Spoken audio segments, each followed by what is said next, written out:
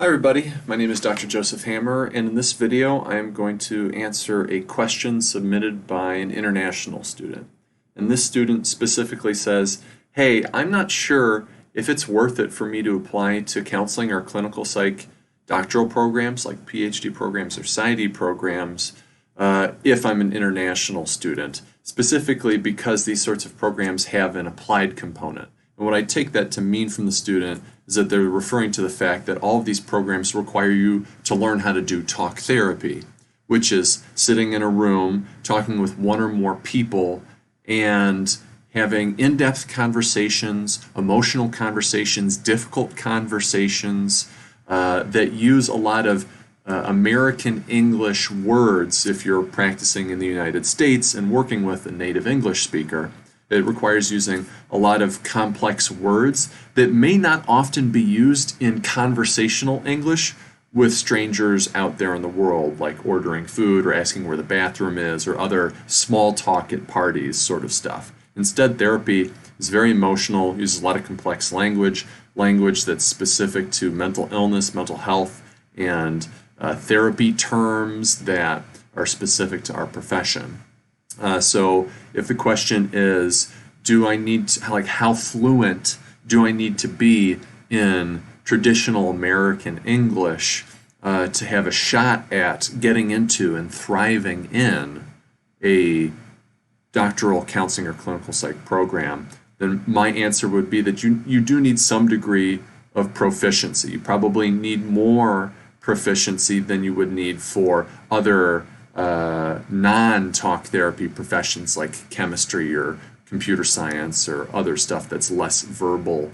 So you need to have enough fluency that you can hold a conversation about some of these deeper and more emotional topics with a native English speaker, and to the degree that you can understand what they're saying for the most part, they can understand what you're telling them, and you both feel heard and understood and are in sync, are on the same page, are understanding each other. So there is a reasonable amount of verbal proficiency that you will need to be successful as someone who may speak English as a second or third language.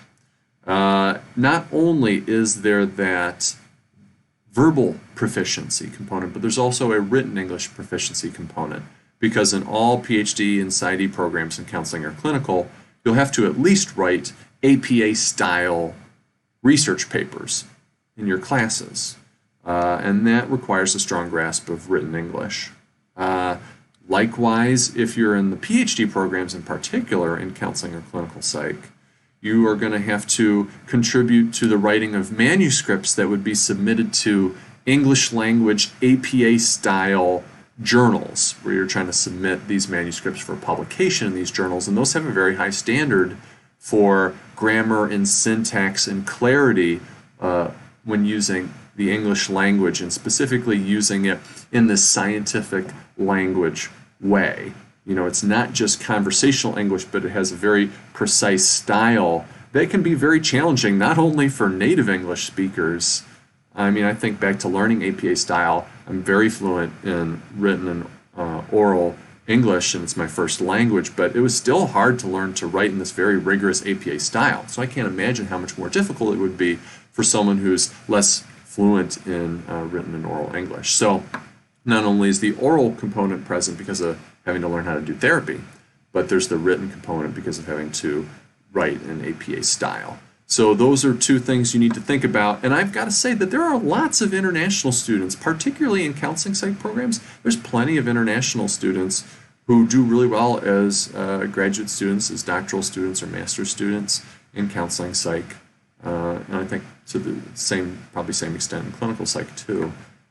So it is very possible, and you can be very viable, but you do want to have some fluency to make that possible. That will go a long way.